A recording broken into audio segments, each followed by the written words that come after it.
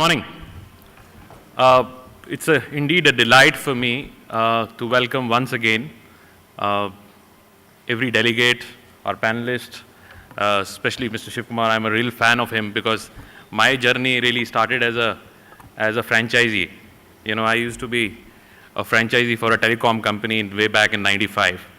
And so my first love remains with telecom, you know, and I followed his Nokia priority model, which I think was fabulous. And I was telling him sitting there and say, that was real franchising, because then you really involved thousands of entrepreneurs and created a market share which we all know.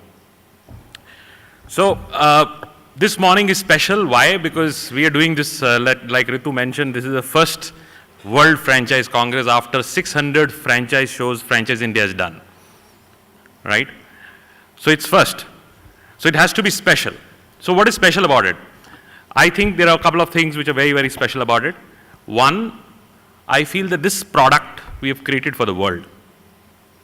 Second, I also feel that this would also enable our thinking that how can we make our franchise systems ready for the world.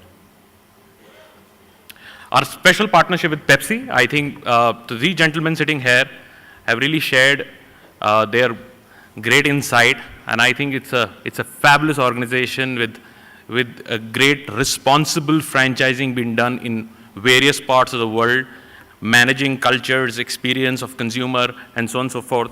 So there's a great learning from them. And third, I think special is because I feel that the consumer is changing faster than ever. Today we are living in a world which we cannot really predict how people consume, how they buy. Recently, Maggie was selling on Snapdeal. So there are different kind of consumer behaviors and the way people consume. So it becomes more and more important that we come back to these forums and start learning from each other that how we can improvise our formats to be ready for tomorrow. So at Franchise India, we had a great journey over 18 years to work with over 1,000 odd brands. Most of the brands we went and knocked the door. As a friend of ours sitting here called Ferns and Petals, I remember our office was just about like a mile away from them. We used to go every day to tell them that, look, why don't you franchise? It's a simple flower shop business. And now it's a big chain. We are all proud of it. So our journey really went on going to any successful food outlet, any successful restaurant, any successful salon. A friend of mine runs now 540 salons called Naturals in south of India. I remember I missed my flight. I was going to Colombo. That's where the journey started. And now we're for 540 salons, and recently texted me that how can we plan to do another 3,000 salons in this country. So I think while we have done that work and we have also sold franchisees to everybody who had some money in the pocket, sometimes not so much of money in the pocket and things like that, but I've realized that the greater need is not just continue to bring more franchise systems in the marketplace, the need is also make them sustainable. Because the last 18 years, our journey at Franchise India was more about driving that more people come in the franchise system and more people buy them.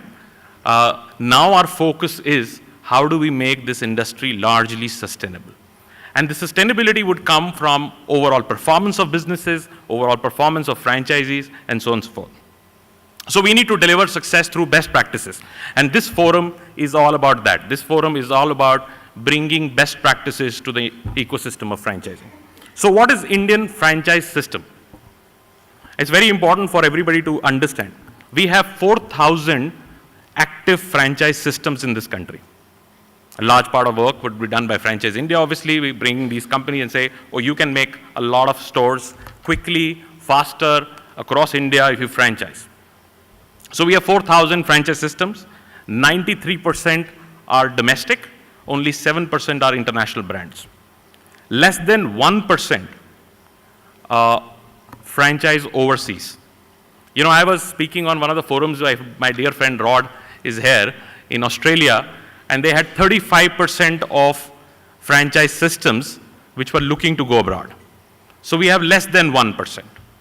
With such a large ecosystem we have created, we have only 1% who are either going or willing to go abroad. 26% of all franchise buyers are first-time buyers. which is very unique. I find in my shows, it looks like a college function. So everybody is coming from like a young graduate coming on and looking to buy a franchise. He might be accompanied with a very seasoned father who has run the business, but the people who are making the decision of buying a franchise are extremely young, and they're buying first time. So we need to be even more responsible because they might not have the greatest business acumen. They might need a lot of training, but they're great enthusiasts. They have a lot of energy to contribute. And also another statistics which we should really not ignore is that 65% of franchise systems survive first 3 years.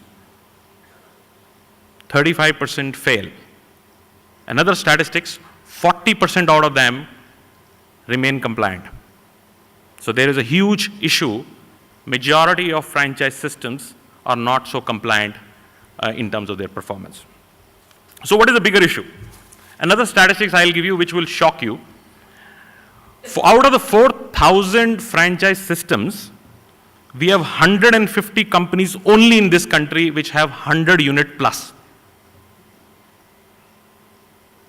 And bigger shocking is, out of that 150 companies, there are only 25 companies, like Nokia, who would have more than 500 units. So while we are making these large franchise companies, but we have not made any impact. So to make an impact, you need a Nokia. That was the impact in telecom at that time. You need to have a Titan to make an impact in the industry. So we've not really made these large mega corporations, and that's probably the bigger difference than the larger economy performances of United States and India, because US, we produce these mega brands. There are about 1,000 franchise systems which have more than 1,000 units in the United States. That's impact. So what we need to do and what we need in India is these mega franchise corporations. You need to have companies which plan. I mean, I did recently a product for Reliance for their 4G business, and the chairman, Mr. Mukesh Ambani's vision was very clearly that go out and open up 4,000 stores in 2 years. They already did about 1,800. So that's an impact. So I feel that more and more larger companies or even visionary entrepreneurs have to come who needs to go out and create this bigger rollout. Another big example which I am very proud of is Cafe Coffee Day. Cafe Coffee Day runs about 1,600 plus units. It's now the second coffee chain in the world. It took 15 years to build the second largest chain. Give us 15 years more, we'll become the largest chain in the world. So that's an opportunity which an Indian entrepreneur can create. We should be very proud of that. While I'm extremely also excited about Starbucks and the opportunities provided by them, but I think we have also within India greater opportunity to produce some mega brands. So what it needs to do that? Another area to build a real impact is that how can we produce Make in India franchise brand to the world? You know, I travel a lot, almost every country I go there and start looking around. We've really not made an effort to build an Indian brand going overseas. Nothing. I mean, we were just having a chat with Andy and he said, oh, I should remember some brand, and he then said Tata Motors. That's about it. We have really not invested in building interesting brands which can go abroad. I feel this forum should be start of that thinking process, not it is going to be built in a day, but I think we can build some greater brands out of India which can become franchise brands of the world. So what it takes to do that, and what are the issues which we have in industry, why we are not able to create a significant performance? I have listed down few. One is we don't set a bigger vision. We are very regional. We are trying to do the fulfillment of whatever product we have. We don't think that we are a serious franchise company. So we don't really expand or put focus behind it. Second is financial performance. I personally feel, and I liked quarter tak, which sir said, I feel that Indian businesses are extremely tight. Very, very tight. Our input cost is high. Our margin is low, and we have this huge pressure of people telling us that, look, India is a value market. So how do we do business? Most of the businesses, entrepreneurs I meet are extremely tight. If one quarter they don't perform, the next quarter they don't go. So how can we make business models much more sustainable? That's a bigger worry. Undercapitalization of both the franchise companies and franchises, I see a big worry. A lot of franchisees walk into my office and say, oh, I want to buy a franchise. I ask them, what do you want? What price? They say, oh, maybe 50 lakhs. I already know that he has 25 with him. He'll borrow 15 and he manage 10. So which is very dangerous because the next month he will not have money to run and operate. So undercapitalization is killing that. Commitment to relationships, while we are very committed by relationships, but we don't have systems to protect that relationships. We produce technology, but we don't use technology. That's a problem. We don't have original concepts. That's another worry I have, is that we need to bring in some very interesting original concepts. We don't have to just land in London and just look around and say, oh, this looks interesting, this would do in India. Well, and I can create a second copy of that or third copy of that. We need to bring in some very original formats. I remember a friend of ours now walked into one of our conferences long back in 2003 or 4, and he says, I want to create a vada pav brand. It's called a jumbo vada pav. And he created that, and he probably runs about 100 plus stores today. But what he also created was a category.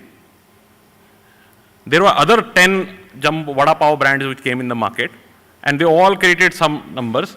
Today, we probably would have in this country about 2,000 vada pav branded shops. Ferns and Petals is a great example of that. A lot of other companies which we have created great categories. So we need to think a little fresh. We obviously lack government, banking and finance support. We need that. The minister would be here. We will again talk to him, request him for looking at this industry, which is a fairly large contributor of economy. And our real estate costs are very high. Another area which I feel, which is very, very important for everybody to understand, historically, we all come from distribution background. So we've used franchising as a way of selling our product or service. So what we do is we push the product and focus only on the product side, create innovation on the product. But we forget the difference between a distribution franchise model and a business format franchising is, in this case, you don't only give your product, but you give him know-how to conduct a business. So that's something which needs investment on. Even the largest companies need to see how do you deliver to the last mile and how do you enable that person who's going to deliver to your customer is more important. Now let's understand a little bit on a franchisee side, who is he, where is he coming from, and so on and so forth. I divide the franchisee into 3 parts. One is enthusiasts. These people have over-ambition. They're excited. They follow their, passion and buy a business, but they are always expecting a much more than businesses can deliver. Second group, I call them experienced. These are people we love. They have experience. They know what they can do and what their obligations are. And third are more seasoned entrepreneurs. Some of the bottlers, Pepsi has, are very, very seasoned entrepreneurs. They know there will be good times in business, there will be bad times in business. This partnership is for long. So they, I feel, are serious partners who stand by companies and run for many, many years. Now I'll touch upon, before I close, some of the trends which you would see in changing in franchising. One of the trends I see, which we cannot ignore now, is e-commerce. We cannot live without it. We need to create models which incorporate e-commerce. There is an interesting model I'm developing for one of our clients, is of dark stores. I found that we paid expensive rentals to have stores in prime locations just because it acted for a consumer acquisition strategy. But now the consumer acquisition now going into an app, I don't need that expensive store. But I still need to do fulfillment. So I call it a dark store franchise models. So if I was, say, in a party supply business, I need to be in the right neighborhood, but not in a prime location. A customer can walk into my website or an app, choose the product, and it will be delivered from a neighborhood store. So that's a new concept which I feel would happen. Another area which I think is about loyalty. I feel that that term is dead. People are no more loyal, so to say. What they want is whosoever would service them fast and fresh, they would go to them. Look at all these three marketplaces fighting with each other. Whosoever gets on the deal first or gets the better deal, people go and shop there. So you don't really follow that, oh, I only go on Amazon, or you go entire thing. You follow who has the greater product and who can deliver faster. Direct to home concepts, you will see a lot of businesses which would now evolve. It's very big in US. You have concepts like man and the truck concepts, direct to home concepts. You will see a lot of the service businesses now evolving in franchising. International franchising would play a very, very important role. Crowd financing is a fabulous idea. Community financing, fabulous idea for franchising. I also feel that the multi-franchise brand owners, so you will get these serial franchise owners who in that city, they would own multiple brands.